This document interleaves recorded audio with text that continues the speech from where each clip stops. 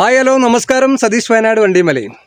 ഞാൻ നമ്മുടെ നാട്ടിലെ വയനാട്ടിലെ ചൂരൽമലയ്ക്ക് അടുത്തുള്ള പുത്തുമലയിലാണ് കേട്ടോ. പുത്തുമലയിൽ കാശ്മീർ എന്ന് പറയുന്ന സ്ഥലമാണ്. കാശ്മീർ തന്നെ അല്ലേ? കാശ്മീരിൻ്റെ ഒരു കുറച്ച് കോടമഞ്ഞും കൂടി അല്ലേ? ബാക്കിയുള്ള കാര്യങ്ങളൊക്കെ ഞാൻ കാശ്മീർ പോയിട്ടില്ല കേട്ടോ. പക്ഷേ എന്തായാലും ഈ വളരെ മനോഹരമായിട്ടുള്ള ഈ ഒരു സ്ഥലത്ത് ഞാനിപ്പോൾ വന്നത് വളരെയധികം ചെറിയൊരു വിഷമത്തിൽ നിൽക്കുന്ന ഒരു സമയത്താണ്. കാരണം ഈ നാട്ടിൽ കുറച്ച് വിഷമത്തിൽ നിൽക്കുന്ന ഒരു അവസ്ഥയുണ്ട്. കാരണം ഇന്നലെ ഇവിടെ കാട്ടാനയുടെ ആക്രമണത്താൽ ഒരു പാവം ചേച്ചിയുടെ ജീവൻ നഷ്ടപ്പെട്ടിട്ടുണ്ട്.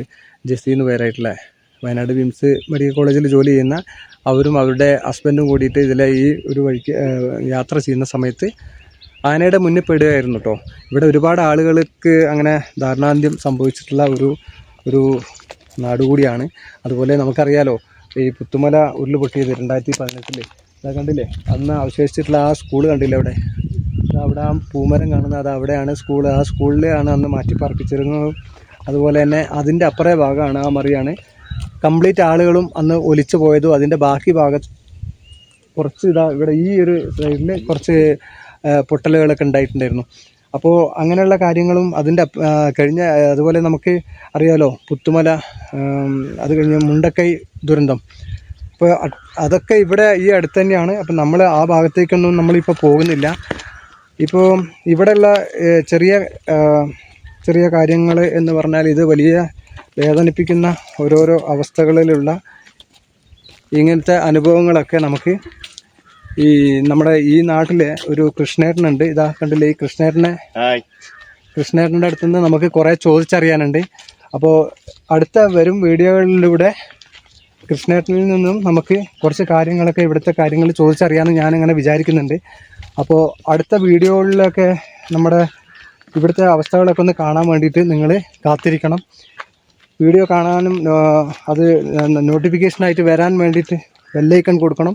സബ്സ്ക്രൈബ് ചെയ്യാത്തവർ സബ്സ്ക്രൈബ് ചെയ്തിട്ട് വീഡിയോസൊക്കെ ഒന്ന് കാണണം കേട്ടോ. നമ്മൾ ഒരുപാട് റിസ്ക് എടുത്തിട്ടാണ് ഇവിടെയൊക്കെ വന്നിട്ട് ഇപ്പോൾ വീഡിയോ ചെയ്യുന്നത്. ഇവിടെ ആന നമ്മൾ നടക്കുന്ന ഈ ഒരു വഴിയിൽ പോലും ആനത്താരയാണ് അതെന്ന് പറയുന്നുണ്ട്. ആന ഇതിലേക്ക് വരാനുള്ള സാധ്യത ഉണ്ടോ? ഈ കണ്ടില്ലേ? ഈ വഴിയൊക്കെ ആന വരുന്ന സ്ഥലമാണെന്ന് പറയുന്നത്. ഇന്നലെ ഇവിടെ ആക്രമിച്ചു എന്ന് പറയുന്ന ആന ഈ ഒരു വഴിക്കൊക്കെ വന്നതാണെന്നാണ് കൃഷ്ണേട്ടൻ പറഞ്ഞിട്ടുള്ളത് കേട്ടോ. അപ്പോൾ അത് വെച്ചിട്ട് എനിക്ക് ശരിക്കും പറഞ്ഞാൽ ഒരു ചെറിയൊരു ഭയമൊക്കെ ഉണ്ട്. പക്ഷെ എന്നാലും ഇവിടെ ഒരു ചെറിയൊരു സ്പോട്ട് കാണിക്കാമെന്ന് പറഞ്ഞിട്ട് ഇവിടെ വന്നതാണ്. അപ്പോൾ എന്തായാലും നമുക്കൊന്ന് പോയി നോക്കാം. അത് കഴിഞ്ഞിട്ട് അടുത്ത വീഡിയോയിലൂടെ വരും ദിവസങ്ങളിലുള്ള എല്ലാ ദിവസവും ഞാൻ ഇനി ഒരു 7 മണിക്ക് ഞാൻ വീഡിയോ അപ്ലോഡ് ചെയ്യാമെന്ന് ഉദ്ദേശിക്കുന്നുണ്ട്. സമയത്തിൽ ചെറിയ മാറ്റങ്ങൾ വന്നിട്ടുണ്ടെങ്കിലും നിങ്ങൾ കാത്തിരുന്ന് കാണണം. നോട്ടിഫിക്കേഷൻ വരുന്ന സമയത്ത് എന്തായാലും കാണണം കേട്ടോ. കൃഷ്ണേട്ടൻ എന്തോ പറഞ്ഞല്ലോ? ഇതാണ് ആനത്താര. ആനത്താര എന്ന് പറഞ്ഞാൽ ആന വരുന്ന വഴിയാണ്. ആന വരുന്ന വഴിയാണ് പറയുന്നത് കേട്ടോ, ആനത്താര എന്ന് പറയുന്നത്. അതെയോ? ഇങ്ങനെ ഇതിലെയാണ് ഈ വഴിക്ക് താഴേക്ക് പോകുന്ന പറയുന്നത്. അപ്പോൾ ഇത് സ്ഥിരം കേന്ദ്രമാണെന്ന് പറയുന്നു. അതെയോ? ശരിക്കും ഫോറസ്റ്റുകാർ അവിടെ വന്നിട്ട് തെരച്ചിലിനായിട്ട് ആന വന്ന സമയത്താണ്, ആനയെ കൊണ്ട് ഫോറസ്റ്റുകാർ ഇവിടെ എത്തിയ സമയത്താണ് നമ്മളിപ്പോൾ ഇവിടെ എത്തിയിരിക്കുന്നത്. ഇതെന്താണ് കൃഷ്ണേട്ടാ? ഇതാ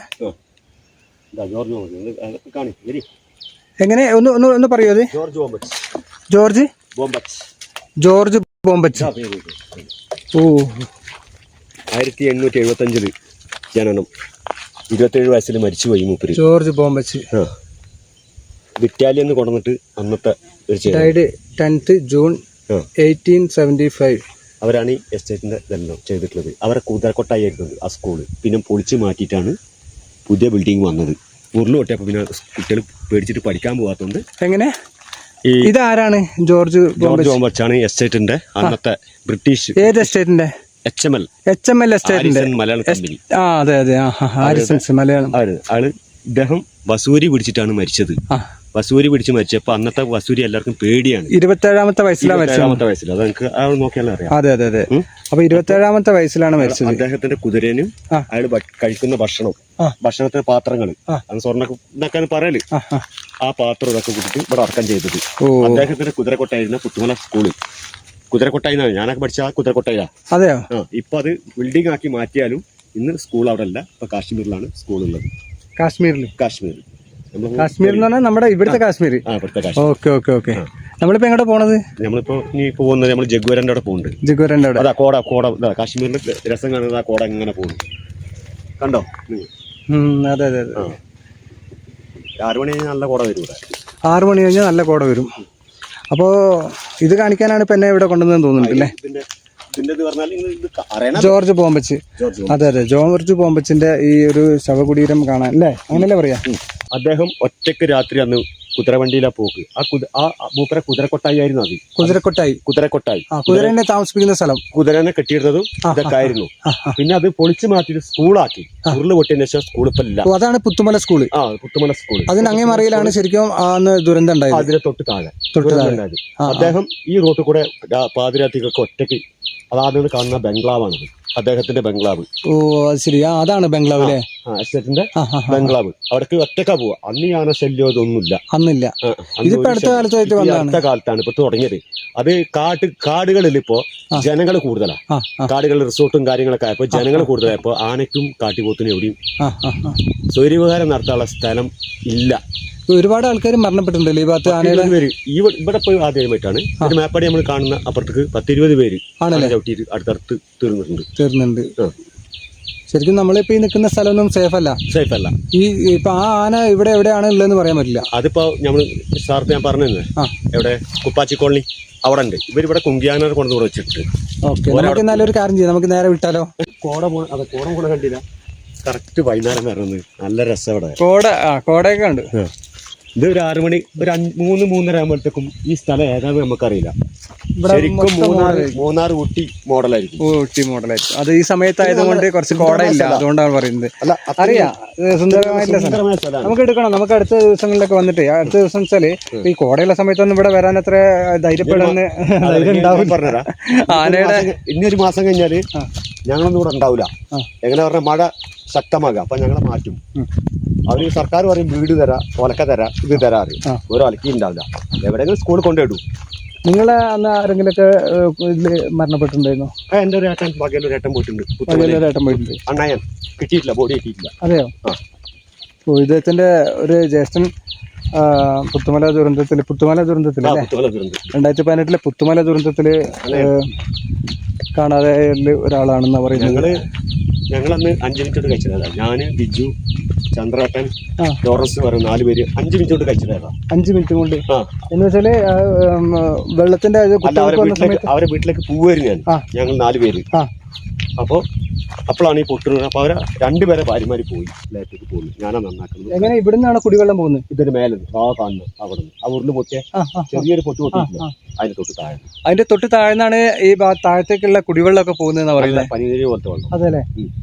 ഇപ്പൊ തന്നെ കാണാനുണ്ട്, അവിടെയൊക്കെ കുറഞ്ഞ നീരൊഴുക്ക് കാണുന്നുണ്ട്. അപ്പോൾ അടുത്ത വീഡിയോയിൽ എന്തായാലും ഓരോ പാർട്ടായിട്ട് ഞാൻ എന്തായാലും ഓരോ വീഡിയോ ചെയ്യുന്നുണ്ട്. ആ വീഡിയോയിൽ ഞാൻ ചെയ്യണമെന്ന് ആഗ്രഹിക്കുന്നുണ്ട്. ആ വീഡിയോ ചെയ്യുന്നതിലൊക്കെ ഒരുപാട് കഷ്ടപ്പാടുകളൊക്കെ ഉണ്ട് കേട്ടോ. അപ്പോൾ അതുകൊണ്ട് ഞാൻ ഇടുന്ന വീഡിയോസൊക്കെ നിങ്ങൾ ദയവായിട്ട് കാണുക, സ്കിപ്പ് ചെയ്യാതെ കാണുക, കമൻറ്റ് ചെയ്യുക, അപ്പോൾ ലൈക്ക് ചെയ്യുക, നമ്മളെ സപ്പോർട്ട് ചെയ്യണം കേട്ടോ. അപ്പോൾ ഈ കൃഷ്ണേട്ടൻ്റെ ഇപ്പോൾ അറിയുന്ന കൃഷ്ണേട്ടൻ്റെ തൊട്ടടുത്തുള്ള ഒരു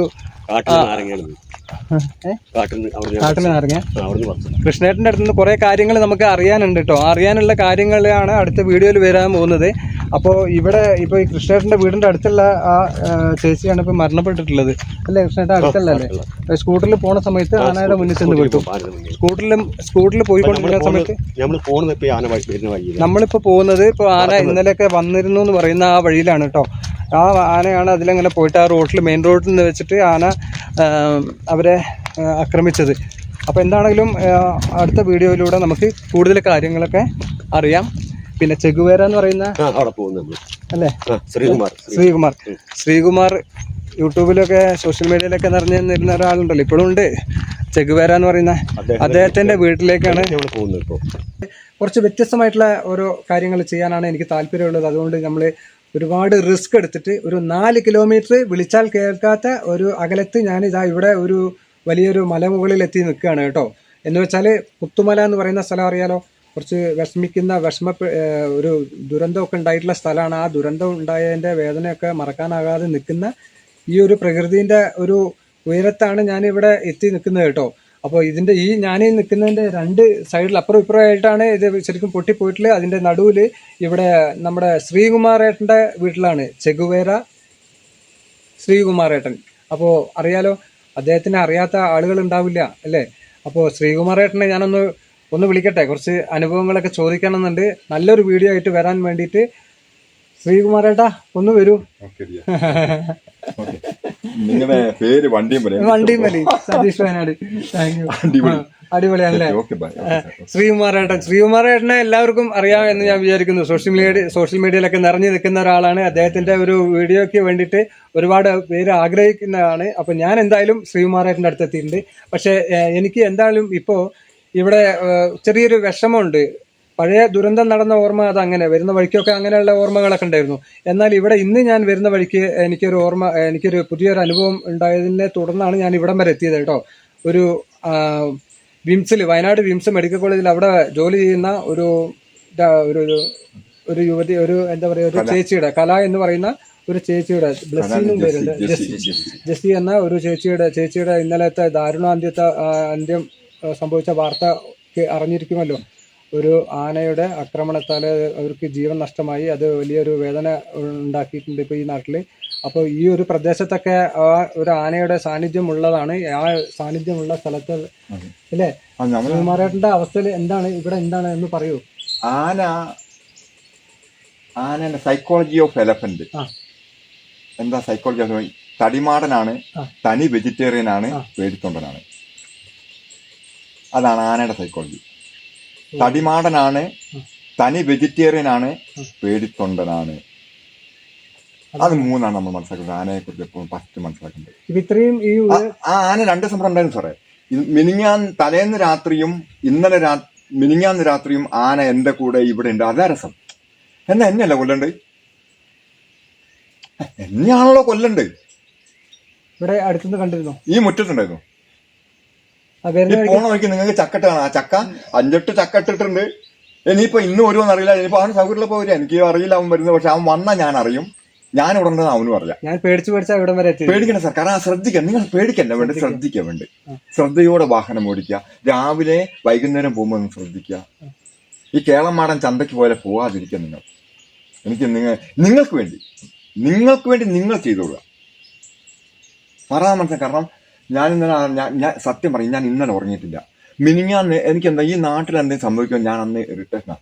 മിനിഞ്ഞാന്ന് ജെസ്സിനെ കൊല്ലുന്നതിൻ്റെ അന്ന് രാത്രി ഞാൻ നന്നായിട്ട് ഉറങ്ങി. കാരണം കടലക്കറിയായിരുന്നു. കടലക്കറിക്ക് ഭയങ്കര പൊടി കാരണം നന്നായിട്ട് ഭക്ഷണം കഴിച്ചാൽ നല്ല ഉറക്കം വന്നു. അപ്പൊ കടുവ വന്നു. ഇവിടെ കടുവ ഉണ്ട്. ആന പോട്ടെ, കടുവ അതിൽ വലുത് പോടുണ്ട്. കടുവന്റെ നരിയുണ്ട്. അപ്പൊ കടുവ വന്നിട്ട് വീട് തള്ളി തുറന്നിട്ട് ഞങ്ങൾ ആക്രമിക്കുന്നതാണ്. രാവിലെ ഉറക്കത്തുണ്ട്. അന്ന് രാത്രി വരെ ഉറക്കത്തുണ്ട്. പിറ്റന്നാൾ രാവിലെ ഒരു 9 ആയപ്പോൾ ഫോണ് വരുന്നു. 2 ദമ്പതികളെ ആന ചവിട്ടിക്കൊന്നു, 2 പേരെയും കൊന്നു എന്ന് പറഞ്ഞു. ഞങ്ങൾ 9-10 മണിയാവും എണീക്കാൻ. രാത്രി 2:30-3 മണിയാവും കിടക്കാൻ. ആ സാർ മനസ്സിലാക്കണ്ട്. അപ്പം അപ്പൊ ആ ഉറക്കത്തണ്ട് മുതൽ എനിക്ക് ടെൻഷൻ. പിറ്റന്നാൾ അതിലും വലിയ ടെൻഷൻ. അവളെ ചെയ്തത്, അവളുടെ മരണത്തിന്റെ അവസാന നിമിഷം എനിക്ക് ഇന്നലെ രാത്രി ഒരു 9 മണിക്കാണ് ഞാൻ ടൈപ്പ് ചെയ്യുന്നത്. ആന അവളെ പിടിച്ച് അങ്ങനെ ഓടിച്ചിട്ടുള്ളൂ. കാരണം ആന ശാന്തശീലത്തോടു കൂടിയാണ് അവളെ ഓടിച്ചിരിക്കുന്നത്. അല്ല ആനയ്ക്ക് ഒന്നും കൂടി കടിയാണ്ട് അവിടെ ചവിട്ടി പറിച്ച് ഓടിച്ചെടുക്കും. അല്ല ആന പരിശോധിച്ചിട്ട് ആനയ്ക്ക് ഇഷ്ടപ്പെട്ടിട്ടുണ്ടെങ്കിൽ മാറ്റിയിടും. അല്ല ആനയെ കൊല്ലാൻ തോന്നുകയാണെങ്കിൽ ഇപ്പൊ ഗോപാലനെ കൊന്ന എങ്ങനെയാ, തല മാത്രം പൊട്ടിച്ചു. ആന വരുന്ന വഴിക്ക് ഗോപാലൻ വയറ് നിറച്ച് കള്ളു കുടിച്ചിട്ട് ഇങ്ങനെ കിടക്കുകയാണ്. ആന വന്നു, പരിശോധിച്ചു. ആന എലഫന്റ് ഡോക്ടറാണ് അദ്ദേഹം. പരിശോധിച്ച് നോക്കിയപ്പോൾ ഈ റമ്മിന്റെയും വേർപ്പിന്റെയും മണം ആനയ്ക്ക് ഇഷ്ടപ്പെട്ടില്ല. തല മാത്രം ചവിട്ടി പൊട്ടിച്ചു. അല്ല സാറേ, അങ്ങനെ തല മാത്രം ചവിട്ടി പൊട്ടിച്ചു.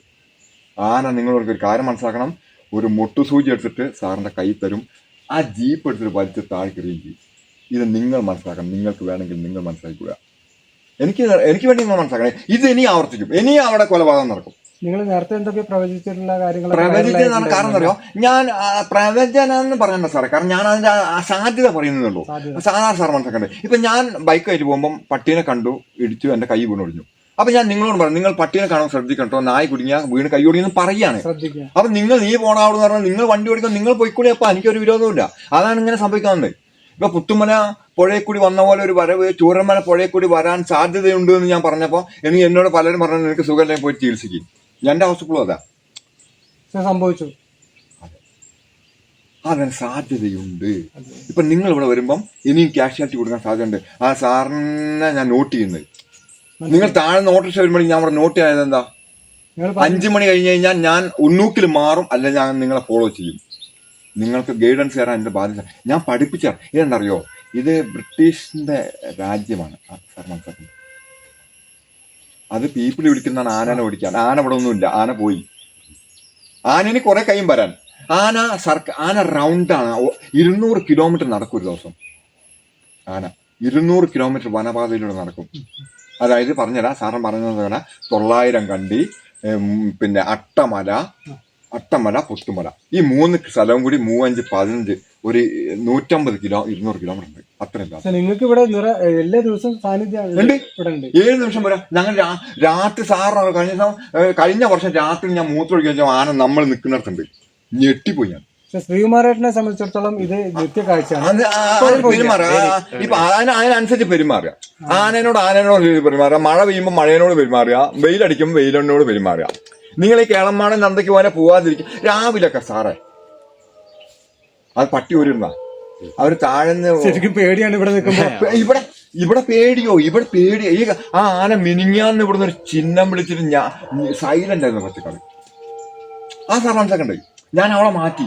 അവളെ കണ്ടിട്ടില്ല. അവളെ തുണി അലക്കിയിരുന്നു, ആറിയിരുന്നു. ഇവർക്കൊന്നും അറിയില്ല. അപ്പൊ സാറിനോട് അറിയില്ല. നിങ്ങൾക്ക് ഗൈഡൻസ് ഞാൻ തരണം. ഇവിടെ നായ്ക്കള് അപ്പുറത്തുണ്ട്. 5 പട്ടിയുണ്ട്. 5 വീടുകളില്ല, പക്ഷെ അവിടെ പട്ടിയുണ്ട്. 5 പട്ടി എന്നറിയോ.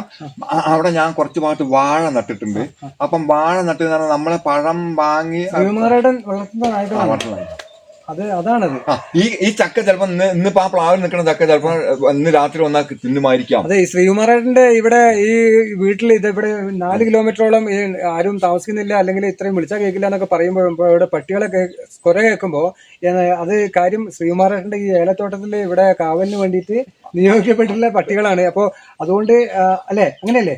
ഇതെല്ലാണ് പട്ടി എന്ന് പറഞ്ഞാൽ. അതെ, എനിക്ക് ഞാൻ പറഞ്ഞ സർഗചിത്രാപ്പച്ചൻ ആകാശവാണിയോട് പറഞ്ഞിട്ട് 1 മണിക്കൂർ കിട്ടിയത് എന്താണ്, എനിക്ക് സാധാരണ 1 മണിക്കൂർ കിട്ടിയ ജന്മം കിട്ടണം പറയാം. പട്ടികളെ നമുക്ക് കൊഞ്ചിക്കാം, തീറ്റി കൊടുക്കാം, കാവലാണ്, ജഡ്ജിയാണ്, ഒരിക്കലും നുണ പറയില്ല. ഇങ്ങനെ കുറെ പ്രത്യേകതകൾ പട്ടികളിലുണ്ട്. അപ്പൊ എനിക്ക് ലാളിക്കാനാണ് മെയിനായിട്ട്.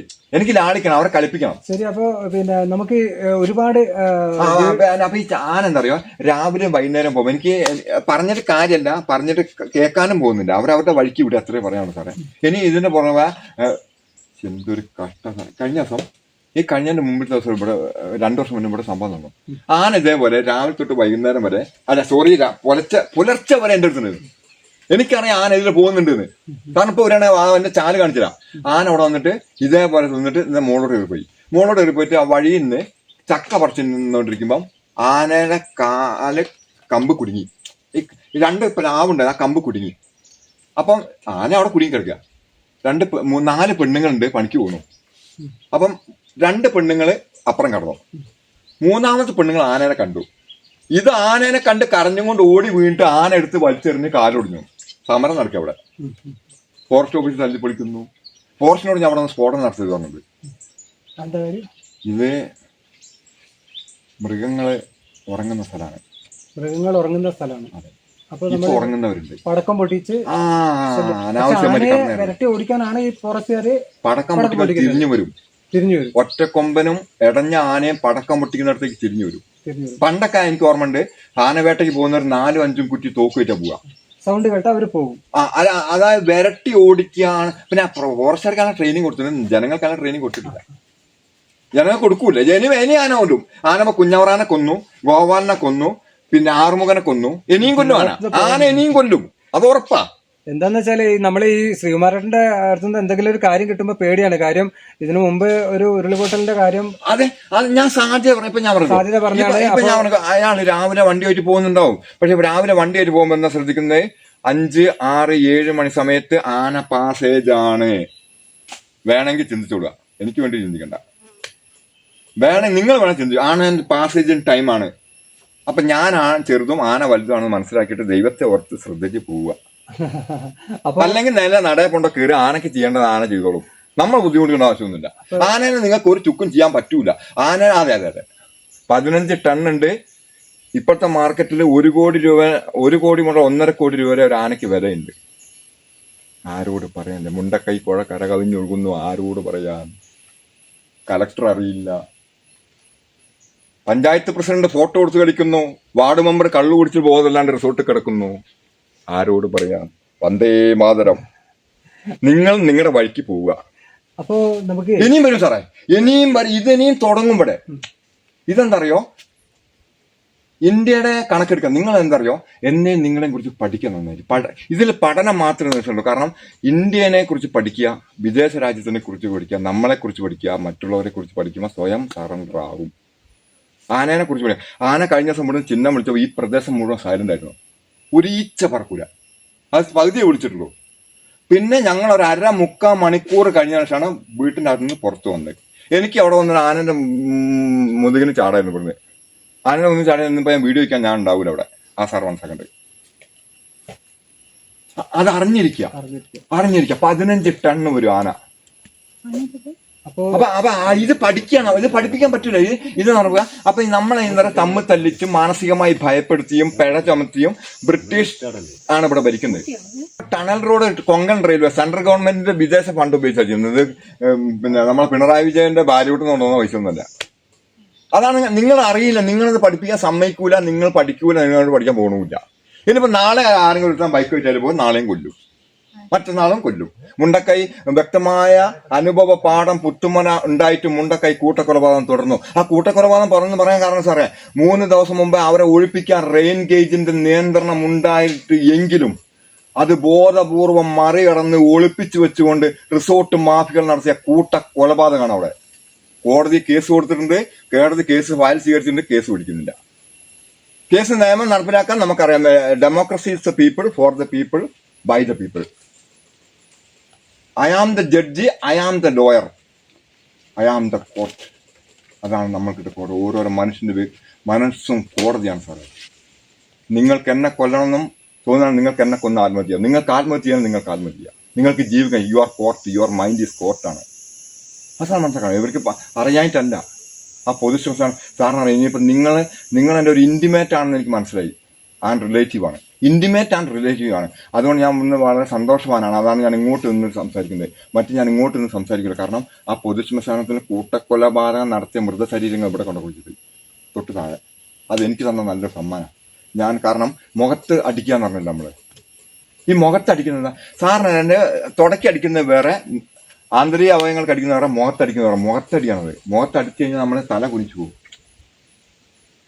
അതിനെ ഇനി തുടരും. അതിന് കാരണം ഇനിയിപ്പോൾ നമ്മളെന്തറിയോ, ഇനി നാടകീയമായ കാലത്തിലൂടെ ലോകം കടന്നു പോവുക. ഇത് ഉരുൾപൊട്ടലും അല്ല. അതാ സാർ മനസ്സിലാക്കുന്നത്. Artificial man made disaster. അതിനെനിക്ക് പഠിപ്പിക്കാൻ നിങ്ങൾ മിനിമം ഒരു 7 ദിവസമെങ്കിലും എൻ്റെ അടുത്ത് സ്റ്റേ ചെയ്യുകയാണെങ്കിൽ സാറും പറയും ഇത് ഉരുൾപൊട്ടലല്ല.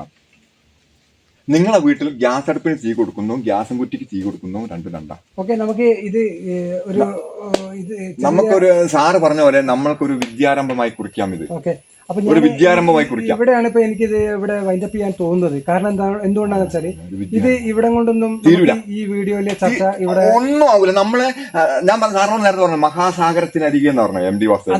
അതുകൊണ്ട് തന്നെ നമുക്ക് ഈ വീഡിയോ കിടക്കുകയാണ് അങ്ങോട്ട്. നമ്മളും രണ്ടുപേരും പ്രകൃതി കിടക്കുക. അപ്പൊ ഇത് നമുക്ക് ഇത് അപ്പൊ എനിക്ക് പറയാനുള്ളത് പ്രേക്ഷകരുടെ അടുത്തൊക്കെ നമ്മുടെ ഈ ചെഗുവേര, നമ്മുടെ ഈ ശ്രീകുമാരേട്ടനെ സംസാരിക്കുന്ന രീതികളും കാര്യങ്ങളൊക്കെ അറിയുന്നവർക്ക് അറിയാം. അപ്പോൾ ഇനി എന്താണെന്ന് വെച്ചാൽ ഭാവിയിൽ നമ്മൾ ഓരോ പാർട്ടായിട്ട് നമ്മൾ ചെയ്യുന്ന അടുത്ത വീഡിയോകളിൽ പുതിയ അനുഭവങ്ങൾ ഉണ്ടാകും. ഇവിടെ തുടങ്ങുന്നേ ഉള്ളൂ. ഈ തുടക്കം എന്ന് വെച്ചാൽ നമുക്ക് സംസാരിച്ച് ദീർഘിപ്പിക്കുമ്പോൾ ഞാൻ ഒറ്റയ്ക്കാണ് വന്നിരിക്കുന്നത്. ഒറ്റയ്ക്ക് വരുമ്പോൾ ഈ പ്രദേശത്തെ വളരെയധികം ശ്രദ്ധിക്കേണ്ട കാര്യമുള്ള ഒരു സ്ഥലത്തേക്ക് അതിസാഹസികമായിട്ട് എത്തിപ്പെട്ടിട്ട് എനിക്ക് ക്യാമറ മാത്രമേ ഉള്ളൂ, മൈക്ക് പോലും ഞാൻ എടുക്കാതെ, ഞാൻ എത്ര ശ്രദ്ധിക്കാതെയാണ് വന്നത്. ട്രൈപോഡ് മാത്രമേ ഉള്ളൂ. കൂടെ ഒരാളില്ലാത്തത് കൊണ്ട് നമുക്ക് വേറെ ആംഗിളിൽ ചെയ്യാനൊന്നും പറ്റിയില്ല. അപ്പോൾ അത് മനസ്സിലാക്കാൻ വേണ്ടിയിട്ടാണ് പറയുന്നത്, ഒറ്റയ്ക്കാണ്. അപ്പോൾ അതുകൊണ്ട് ഈ വീഡിയോ ചെറിയ വീഡിയോ ആയിട്ട് ഇവിടെ വൈൻഡപ്പ് ചെയ്യാൻ വേണ്ടിയിട്ട് ഞാൻ അനുവാദം ചോദിച്ച് ഞാൻ ഇവിടെ വൈൻഡപ്പ് ചെയ്യാണ്. ഓക്കെ. അല്ലെങ്കിൽ ശ്രീകുമാരേട്ടൻ എന്ന ഇത്രയും വലിയ എന്താ പറയാ അറിവുള്ള ഒരാളുടെ അടുത്ത് എനിക്ക് ഇവിടെ ഈ വീഡിയോ ചെറുതായിട്ട് ചുരുക്കാൻ അതുകൊണ്ടാണ് ഞാൻ ഇത്രമാത്രം പറയുന്നത്. ഞാൻ ഒറ്റയ്ക്കാണ് വന്നത്, റിസ്ക് എടുത്താണ് വന്നത്. ഇനി തിരിച്ചു പോകുമ്പോൾ അത്രമാത്രം റിസ്ക് എടുത്തിട്ട് വേണം ഞാൻ അവിടേക്ക് എത്താൻ. അപ്പൊ അതുകൊണ്ട് ഞാൻ ഈ വീഡിയോ ഇവിടെ മൈൻഡ് അപ്പ് ചെയ്യുന്നില്ല. നിങ്ങൾക്ക് വേണ്ടി ഞങ്ങൾ നിങ്ങൾക്ക് മുന്നിൽ ഇനി ഹാജരാവുമെന്ന് അറിയിച്ചുകൊണ്ട് താങ്ക് യു. ഓക്കെ ശരി, താങ്ക് യു.